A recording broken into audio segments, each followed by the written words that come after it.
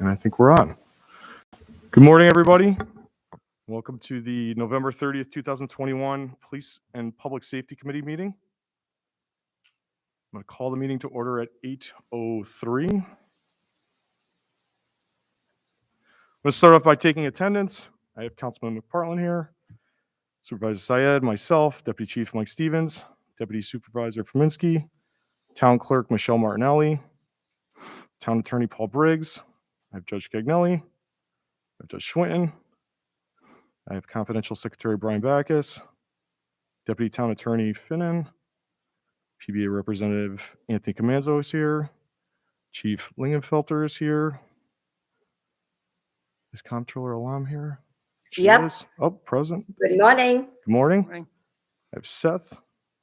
Chris O'Brien is here. I have Jessica Brennan. I have Jamie Puccioni. Is there anybody else I'm missing? Fantastic. Oh, John Lennon. And that is it.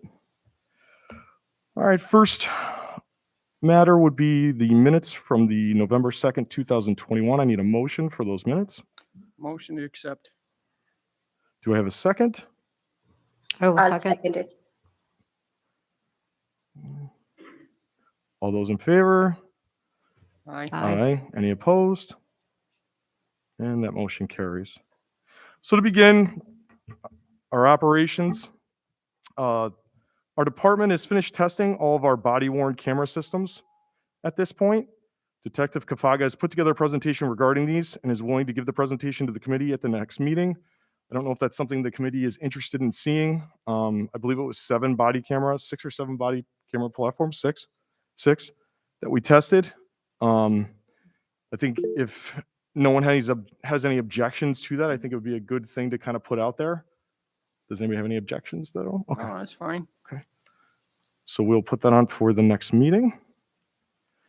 The Police Reform Implementation Task Force meeting was held on 11/9/2021. The next meeting is scheduled for December 13th, 2021 at 8 a.m. Those are ongoing meetings. Fleet and equipment.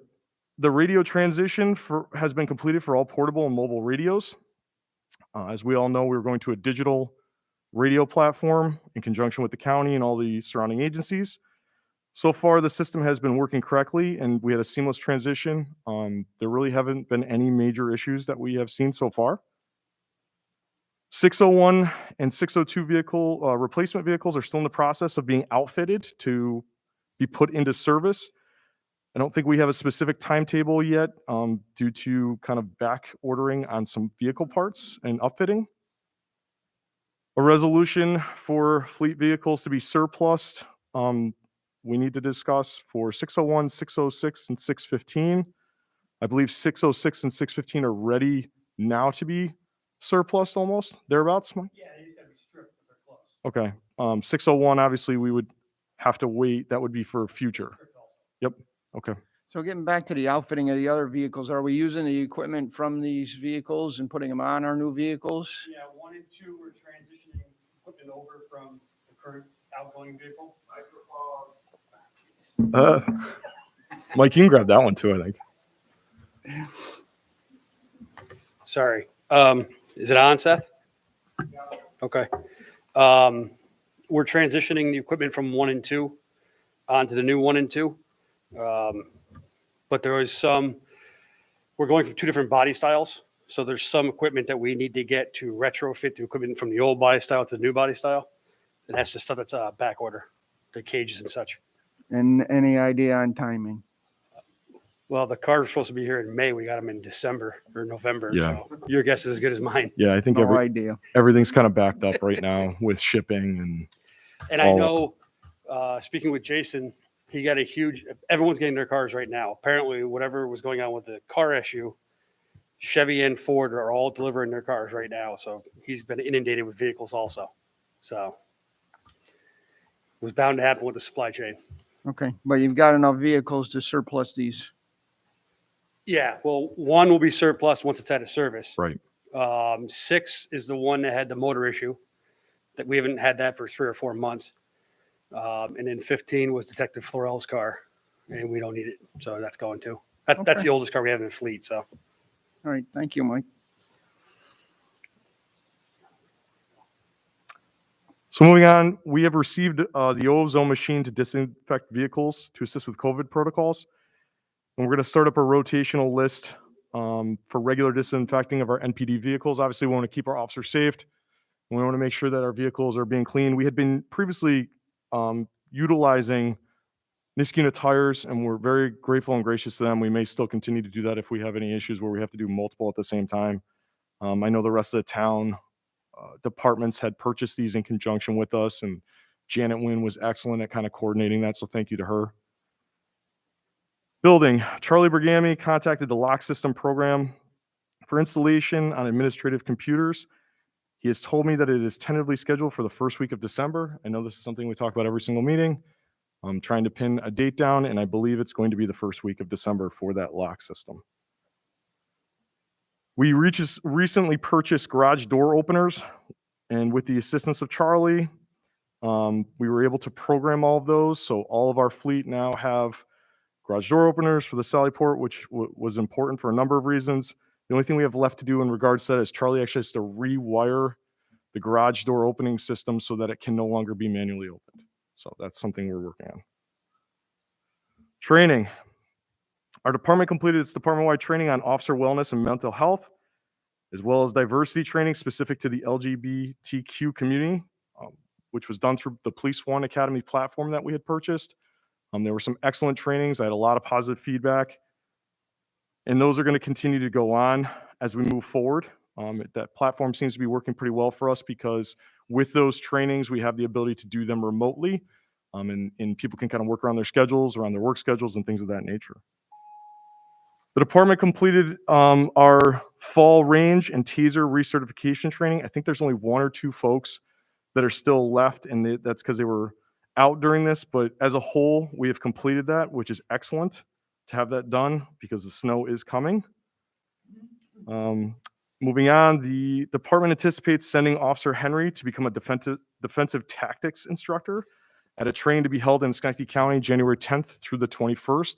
This is something that the department has been trying to do for a number of years. Defensive tactics obviously is very important to policing, and in order to be able to have a program, you have to have instructors. What's tough about these trainings, the instructor trainings, is that they're not held very often, and when they are, they're all around the state. And when you have to send somebody for almost 2 weeks, that's a pretty tough thing to do. So we're pretty fortunate that there is one coming up in Schenectady County, and we look forward to Officer Henry becoming a defensive tactics instructor at that training. The Niskuna Police Department is sending Officer Wyman to A-Ride training for advanced impairment, December 22nd and 23rd. This is something we've been trying to get for the majority of our officers. It's an advanced recognition in impairment beyond just the regular training that you would get inside of the academy. And this is important also as we move forward in conjunction with the marijuana legislations and things of that nature.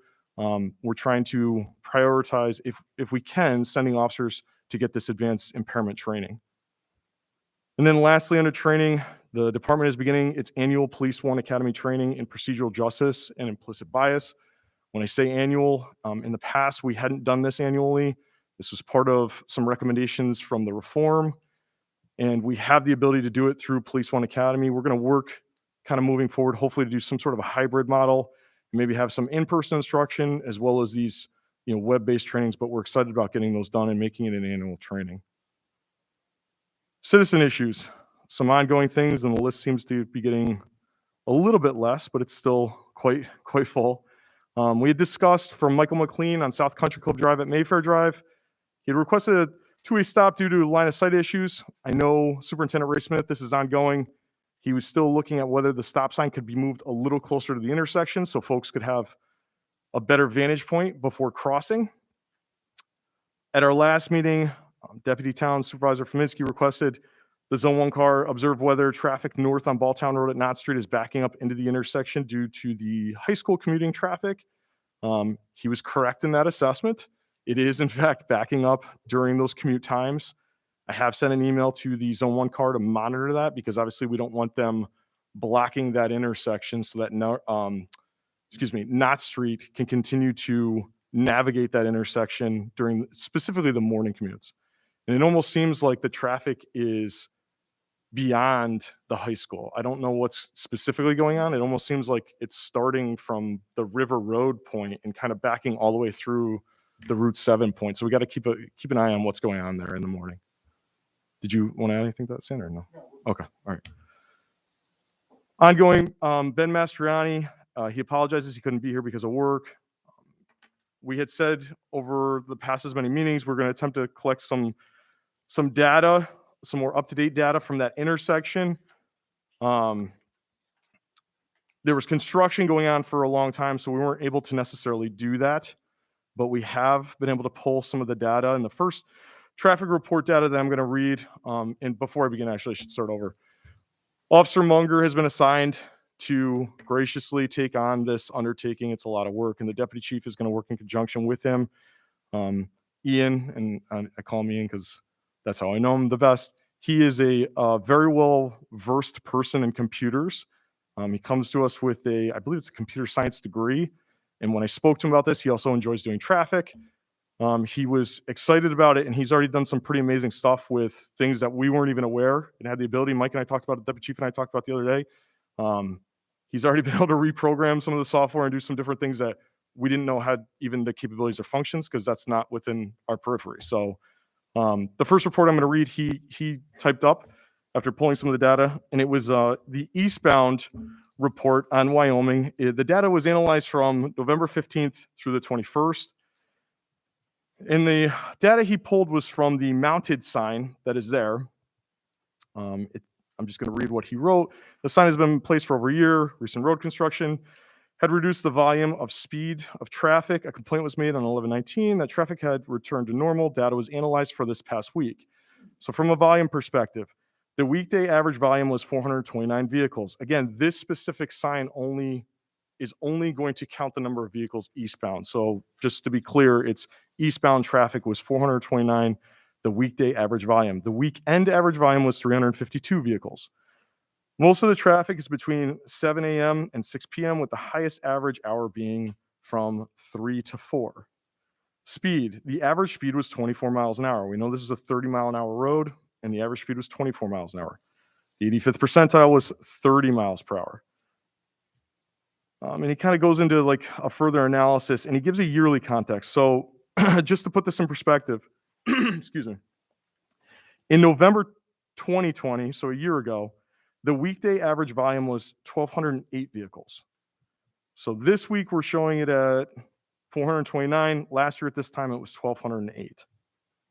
And the weekend average volume was 657. Again, currently we're showing it at 352. Last year at this time it was 657.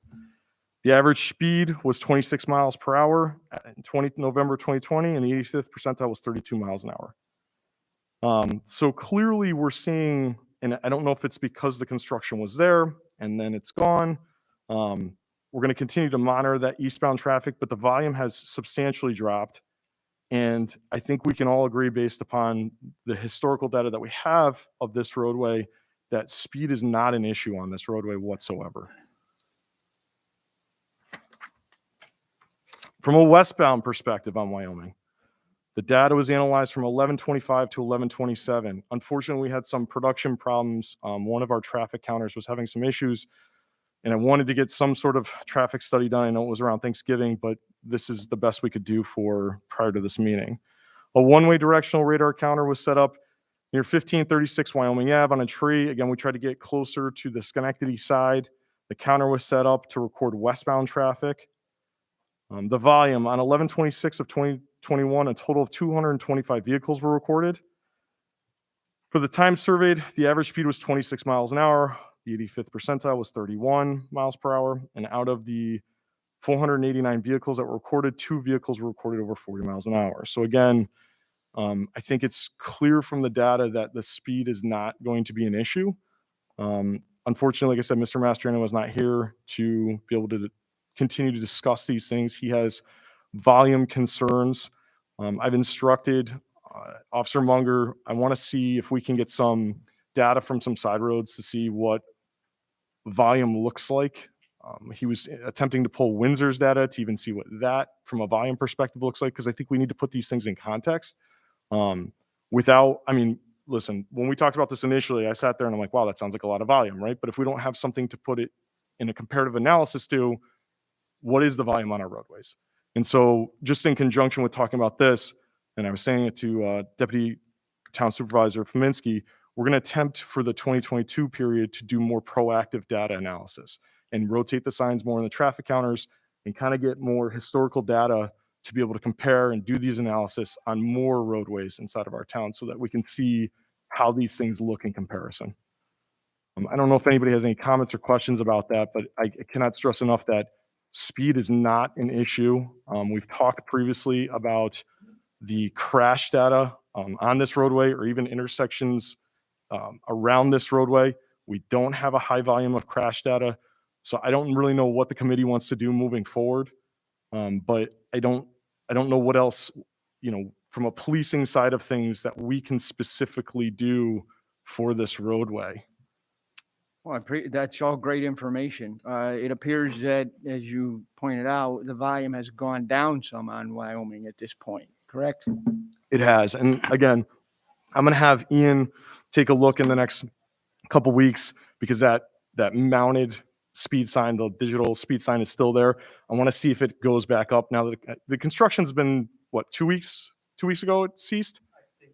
So I just want to see if it's people have decided not to go down that road because the construction was there. And let's kind of monitor to see if the volume comes back up. But at this time, the volume has even substantially decreased.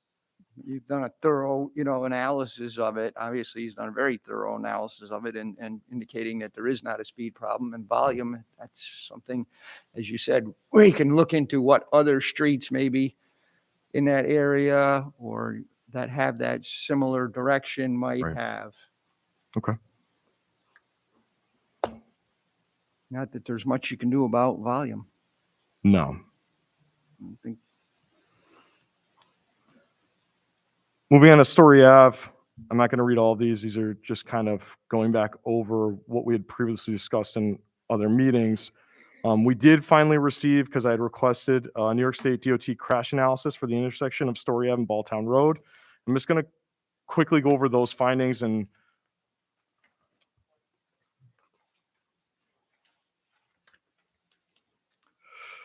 so Reed Schultz from New York State DOT, excellent to work with. Thank you, Reed, for doing this. Just to break it down, it was a 3-year analysis from April 18th of 2018 through March 31st of 2021. And it wasn't specifically just the intersection, it was the vicinity. So when you look at some of these numbers, these were crashes that happened in and around Balltown at Story Ave. There were 33 reported crashes during that time frame. There were 11 sideswipe at Story Ave, including northbound vehicles on Balltown Road striking eastbound vehicles stopped at the stop sign on Story Ave. Now, I think this kind of supports what some of the concerns over there are about folks making left-hand turns from Balltown onto Story Ave, because we're saying, we have 33% of the total crashes from this year, although not a substantial amount of crashes, but 33% of them are in fact that left-hand turn off of Balltown onto Story Ave. And then he kind of further broke it down. He said 6 of the 11 making that left-hand turn occurred between 10 a.m. and 11:30 a.m. and 5 occurred between 2 p.m. and 5:30 p.m. And I think that's important because I know we have another no left-hand turn with some sort of time constraints on it over on the Providence Rosa Road to go onto, what is that, Hillside right there. And I know there's a time limit on that as well. So if we were to continue to discuss a no left-hand turn sign off of Balltown Road, I think those time frames may be appropriate as well, if that makes sense. Just kind of, I don't know if anybody has any questions or wants to discuss that at all further. I had spoken to Superintendent Ray Smith, about where we are in relation to putting up the speed limit sign for eastbound traffic on Story Ave.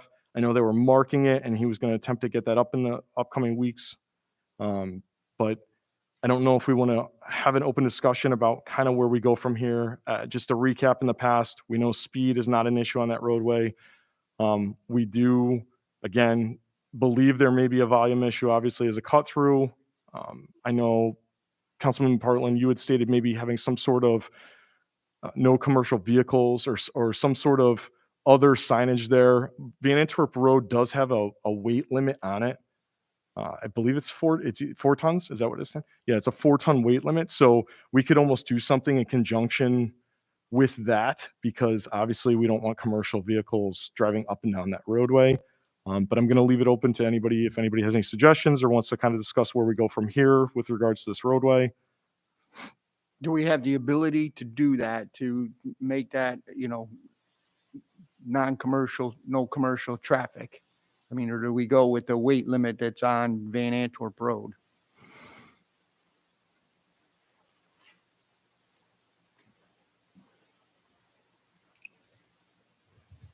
You can do it either way. You can either limit commercial vehicles completely except for local deliveries, Mhm. or you can establish a weight limit. If you were going to do a weight limit, it would probably be a smart thing to do the same weight limit as on VA, just to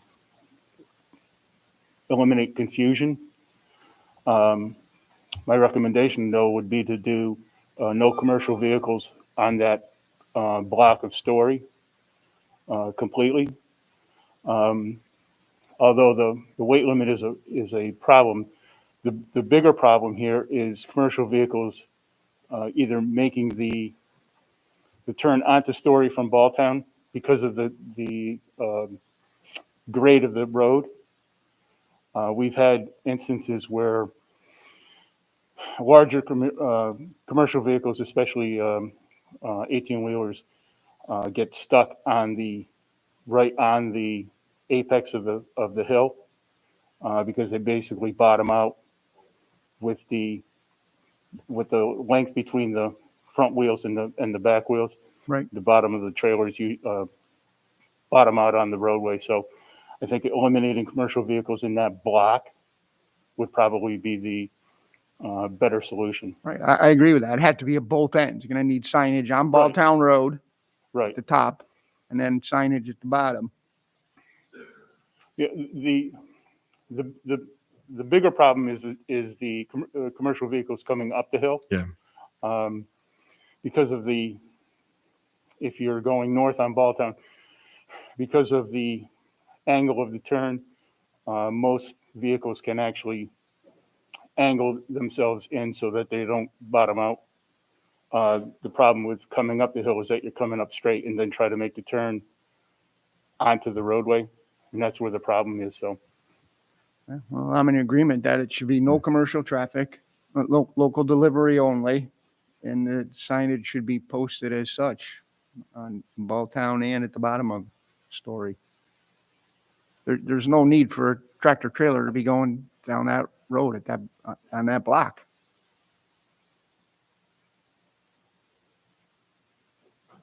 So are we saying that we want to move to do a resolution for that signage, or because I think that would have to. I think, what are your thoughts? No, I listen, I significantly agree that we should not have any commercial vehicle whatsoever going up and down that roadway if at all possible. Because I think that was one of the major concerns of the residents there was every time a tractor trailer or some big commercial vehicle was coming up and down that roadway, it was just causing havoc for everybody. So. Well, I think we need to do that. The no left turn, I know exactly the intersection you're talking about, where there's the one that says you can't, Providence to Hillside. I think it's between 4 and 6 or Something like that. some time Yep. frame. Again, but that's enforcement, right? So, if we use a sign like that, then it's about enforcement of those time periods. And where is that traffic going to go? I think a good starting point would be to get the no commercial vehicle traffic. We're going to get the speed limit sign up again, headed eastbound. We've addressed some concerns with regards to the school crossing guard. I think that's a good starting point to then kind of monitor from there. Okay. Yeah, and I think your idea about using a time frame might be a good idea to see if that does have some impact. But it would only be, good if we are able to enforce that. Right. And it is a difficult, obviously, if we're talking about peak commuting times, anyone that's familiar with Balltown Road at Story Ave, that's a difficult intersection to sort of enforce a whole lot of things from, right? Yeah. Because you have cars coming up and down Story, you have Balltown Road backed up. It's a difficult area over there. So, okay, so we'll start with moving towards the no commercial vehicles, and I'll continue to work with Ray on getting that speed limit sign up, and we'll kind of go from there, if that makes sense. Excuse me. Yes. Mary Souter from, she had requested many meetings ago talking about a crosswalk markings on Knott Street from VA Village to ShopRite. We discussed this in previous meetings. This is on the list for the highway department to paint, obviously with it being the cold season now and snow and things of that nature. I don't know that it's necessarily going to get done until possibly the spring, but I have to follow back up with Ray regarding that. Jackie and Tom Citronini had discussed their concerns about River Road, the 40 to 45 mile per hour area near Blatnick Park. And we had done a snapshot kind of survey, traffic survey over there. We didn't believe that speed was necessarily a concern based upon those findings. But we had discussed looking at the Kelts Farm traffic data with regards to them developing the area over there. I scanned through that data pretty quick. I think the only thing that really stood out to me was that the 85th percentile was similar to what we had been seeing in that area. So it kind of matched up from a volume perspective. I think our volume in looking at it appeared to be a little bit lower than what they had projected. But they had also used, it was unclear to me, they had used a separate study from 2019 that they supplemented the data with. I don't know if anybody had a chance to read over that, if they have any other observations. We were just kind of looking at it to see if there was anything we were missing from that area or to be able to compare that data to our data. I didn't see anything that stood out substantially to me that would give us concern at this point. I don't know if anybody else had any concerns about that. No? Okay. Mary Ann Koppinen requested a stop or yield sign at the intersection of Middle Street and East Street, which is an uncontrolled intersection. We discussed last meeting that we agreed that we should look for signage. I spoke to Councilman McPartland briefly before the meeting. I think we need to look into getting a stop sign there through a resolution because it is an uncontrolled intersection, and we want to make sure that we're having controlled intersections so we don't have crashes.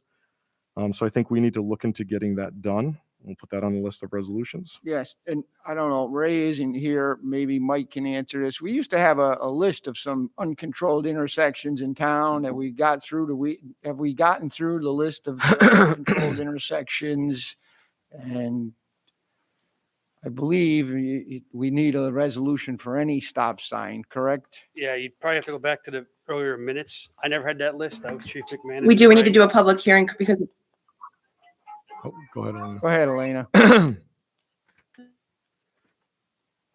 With regards to that. sorry, Bill. We do have to have a resolution, but we do a public hearing because it's in the local law. Okay, thank you. With regards to that list, you'd either probably have to go back to prior minutes or Ray may have it. Chief McManus and Ray were working on it. I never actually worked on that at all, so I don't have it. I don't Okay. know. One of those two would probably have it.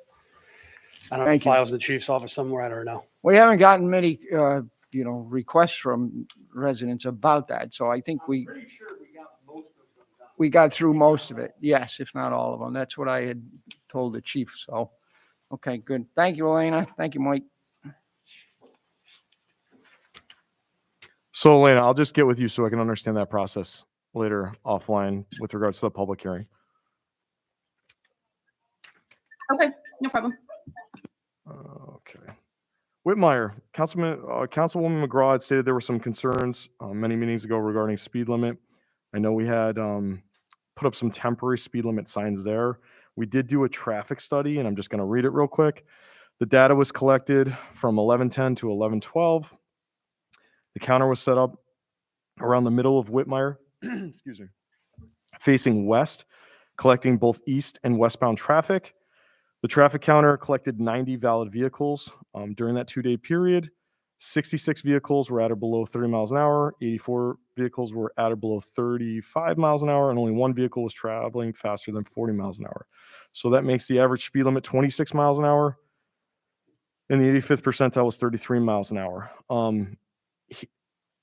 Officer Munger did take out some outliers, and he put a note at the bottom. Several extremely low speed outliers under 8 miles an hour were on 11:12 at 11:30 a.m., and he removed them to avoid presenting an artificially low speed. He believed it was possibly lawn service, construction, or bicycles kind of passing through, and it was possible the counter was picking those up. Clear as day that we don't have, at this point, some sort of a volume issue on that roadway with the low number of vehicles. Speed is obviously not a concern, based on the average speed being 26 miles per hour. I don't know what the committee's feeling is about transitioning to have the speed limit permanently moved lower. I know there were some concerns about, as we move the wastewater treatment plant to a more open state, how fast are some of those vehicles going to be kind of coming down that roadway? I don't know. I don't know if it's something we need to monitor as it occurs, or if we want to attempt to change the speed limit now. I don't know. Again, we go back to enforcement. Is an officer going to be sitting on Whitmire to enforce with some sort of a transition of a speed limit? At this time, though, it's clear that we don't have a speeding problem. I think that everyone would agree based on that analysis. Right, since you're showing with the data that there isn't a speed problem, I think we should monitor that, continue to monitor that. And as you said, when the wastewater treatment plant starts to take some outside vehicles, we'll continue to monitor the traffic on that road to make sure it stays at 25 miles an hour. Okay. Gary Koger requested another electronic speed sign be placed on Pierce Road. I think what we're going to look to do, I spoke to, again, Officer Munger about possibly moving the one that is currently there to a different location facing the opposite direction to try to get more data on Pierce Road. And that's ongoing. New citizen concerns. Molly Anthony from Birchwood Lane, she is concerned regarding speeding vehicles that are going through the stop sign, Birchwood Lane at Birchwood Elementary School. We did notify the zone car to monitor, and Officer Munger is going to be conducting a traffic study in that area for speed. Vanessa Wheeler of Fillmore Ave is concerned about speed coming down Fillmore Ave. We already attempted to conduct a traffic study. Unfortunately, again, we had some issues with one of our traffic counters and it wasn't working properly. So Officer Munger is going to be doing one as soon as we can get one out there to kind of collect some data. Community events. I didn't have any community events that were listed. No one sent me any community events. The town clerk. Michelle, do you want to speak to this or do you want me to speak to this? Are you still there, Michelle? Yes, I'm here. Well, go ahead. I don't know what the update is on anything so far. I didn't have an update on the APF contract. I know Attorney Paul Briggs was still looking into that. The only update that I had was about the Laserfish meeting that we had. Okay, yeah. So it seems not to be able to work for your department. So we'll have to come up with a different solution for that. Yeah, and so just so everybody's clear, last meeting we had discussed about possibly utilizing a vendor to do licenses for the clerk's office and possibly alarm system payments for our department, and kind of coordinating those things together to maybe shop the best price to try to transition and do some online payments. But when we met with them, it was very clear that it wasn't going to meet our needs. And what we had discussed in that meeting, and I also brought it up to Comptroller Alam, was possibly looking through some of these products through Chase Bank, who our town is now transitioning over to see if they offer any products. I did send a email out to the controller's office. I haven't heard back to see if there is anything that could possibly help us combine all our credit card payments together, because right now I'm dealing with 3 different ones. And also for the alarm system, the alarm payments, I don't know if there's another company that you could look into, possibly what the water billing is doing. I wonder if that could be combined. Yeah, I think this Laserfiche meeting kind of opened a lot of different a lot of different comments and questions regarding how maybe we can all, when I say we all, the entire town and various departments, get into some sort of maybe joint venture with regards to receiving payments online to kind of make it more efficient for the residents as well as for the town and the department heads and sort of that behind the scenes production. So I think that's going to be an ongoing conversation that we're going to look to discuss openly amongst all the departments as well as the comptroller. And I know, like I said, she's aware. She's going to be contacting Chase coming up here to see what products so we can kind of shop and work together on those things. Court issues, I'm going to leave that to the judges. Michelle, you I'll wanna look begin? into that today. Oh, great. Thank you so much. No problem. Sorry, Judge, go ahead. Stephen? Yeah, go ahead. I'll Okay, fill in so, when there's anything else. We're getting we anticipate with Carol's retirement in the spring, we're anxious to get our new full-time clerk. And we've recommended her to the board and we hope that will proceed expeditiously. We need the help and it's not an easy job. It's highly technical and unique to running a courtroom or running a court. We anticipate going to a centralized arraignment part where instead of doing arraignments off hours in town court, that we'll do them down at the jail. When that will happen, we're not sure. I don't see it happening before the first of the year because they got to train all the judges as to the procedures down at the jail, and that hasn't been scheduled yet. We anticipate, and I've already seen, I'm sure Stephen has too, evictions are going to spike up, notwithstanding the moratorium. We anticipate once that the moratorium is lifted, we will be inundated. And there's this program called ERAP, Emergency Rent something or other. Some of the landlords are coming before me, and they're getting, $20,000, $19,000 in back rent from that program. But it requires the cooperation of the tenant filing the proper paperwork as well as the landlord. And I just see a flood of evictions coming. What do you think, Stephen? Tentatively, at least for now, the moratorium is due to expire early 2022. I don't know that the legislature is going to extend it again. I'm on the OCA's Local Courts Advisory Committee. We had our first meeting in over a year, a couple of weeks ago, and they advised all the judges there that the ERAP money is now, quote unquote, fully encumbered. So I think they are out of money.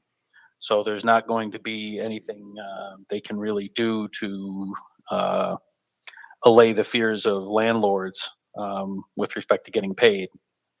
So I expect that the moratorium will expire, and we are definitely going to see a spike.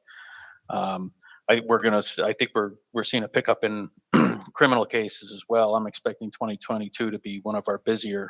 I know I've got 3 jury trials scheduled in the first 3 months of 2022. So we definitely need to get our full-time clerk in and trained. And the only other thing I would add that Peter didn't mention was we are starting back up our youth court program as of December 8th.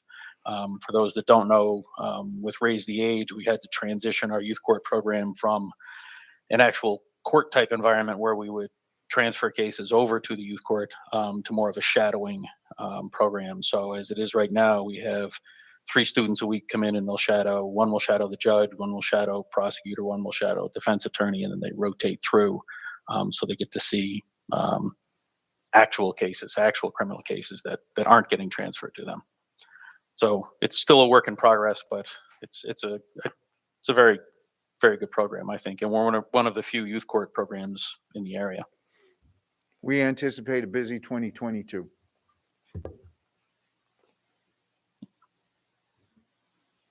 Excellent, thank you. Thank you. Chief Lingenfelter, I don't know if you have any fire department comments? Yeah, just a couple. The paving, obviously, the patrols probably have noticed is finally done down at the River Road Station. So access to the gas tank down there has been restored, which everybody's happy about. We did get confirmation. 3 of our firefighter paramedics are going to be going to a train the trainer in Waterville for the active shooter response program. So we'll have some additional training resources there next time that exercise comes around, probably next year. And the only other thing going on is the Fire District 1, where we're working to establish an executive secretary position for the chief's office. Working through the civil service process at this point to get the position established, and then hopefully first part of next year be filling that role.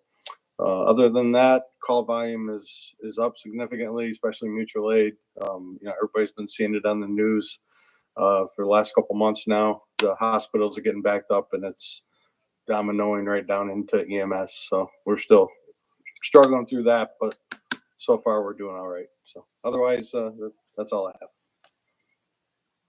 Okay, thank you.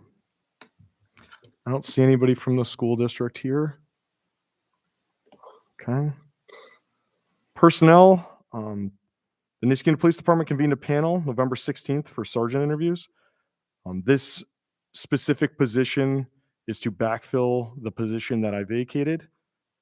We did come up with a candidate, the panel did, and we hope to have the support of the town board with a resolution to promote a sergeant for December.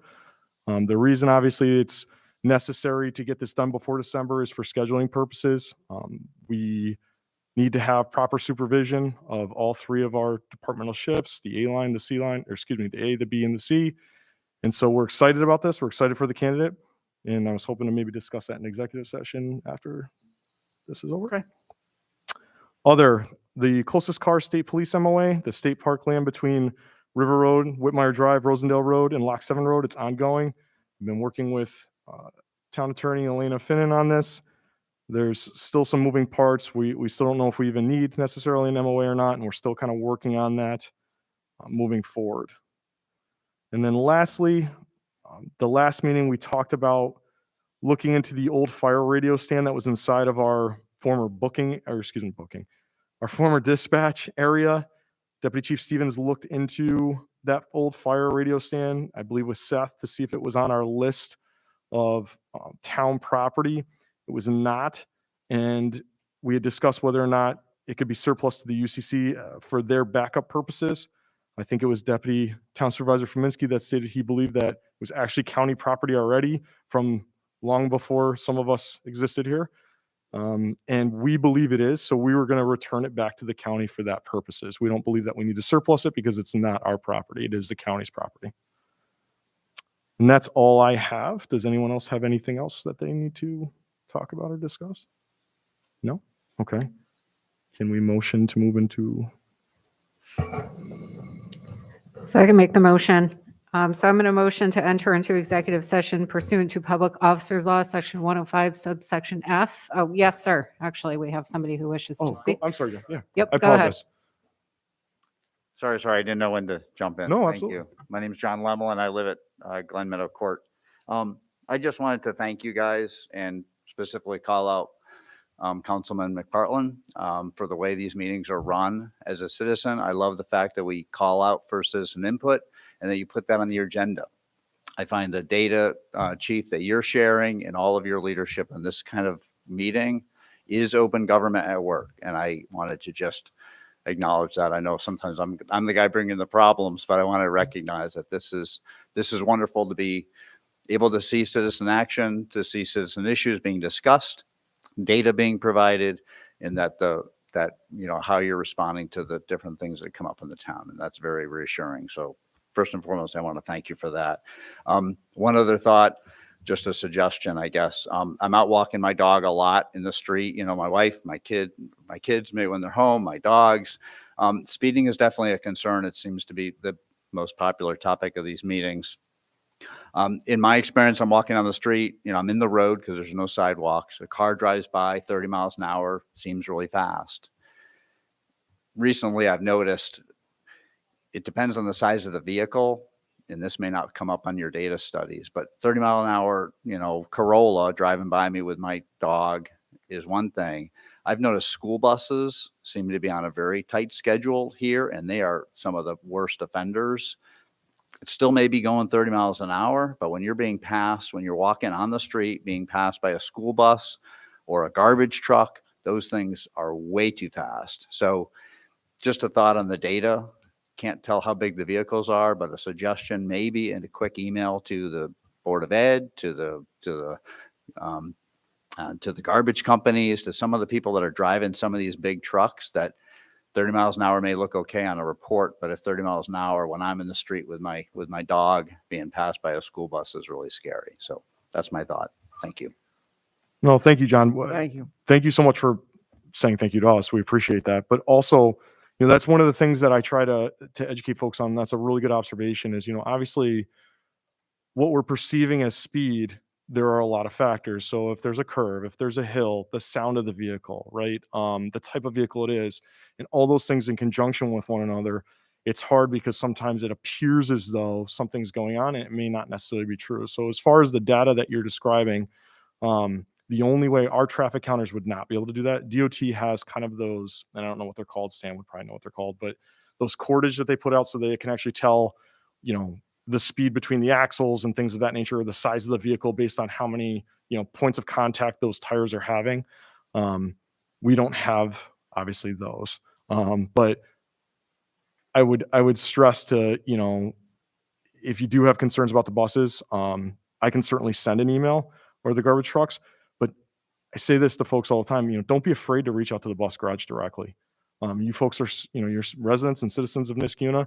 If there's another, Niskuna entity that is operating vehicles that you feel like are inappropriate, reach out directly to them and just kind of share your concerns with them. But thank you so much for all your comments, John. Thank you. Yeah, because you might know the bus number or something like that. And if you Right. call the bus garage and say, oh, this bus went by me on this street at whatever time it was and the number, that will definitely have an impact on them. They will definitely look into it if you give them the specifics. Just one more thing. I want to thank you for those comments. Also, I want to remind residents when you're out walking your dogs, jogging, or doing whatever at dusk, it gets dark now, 4:30, 5 o'clock.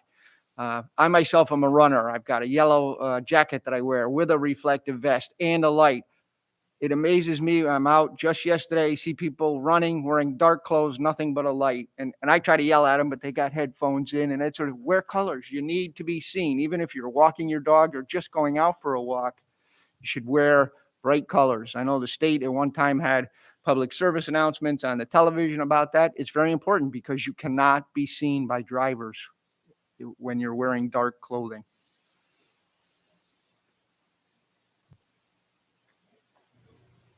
Without further ado, I will motion to enter into executive session pursuant to Public Officers Law, Section 105, subsection F, to discuss the employment history of a particular person or persons with regards to the potential promotion of a sergeant. Do I have a second on that motion? Second. Thank you. All those in favor signified by saying aye. Aye. Aye. Any opposed? Okay, we're now going to enter into executive session. At the conclusion of executive session, we will take up no further business for the morning. Everybody have a wonderful day.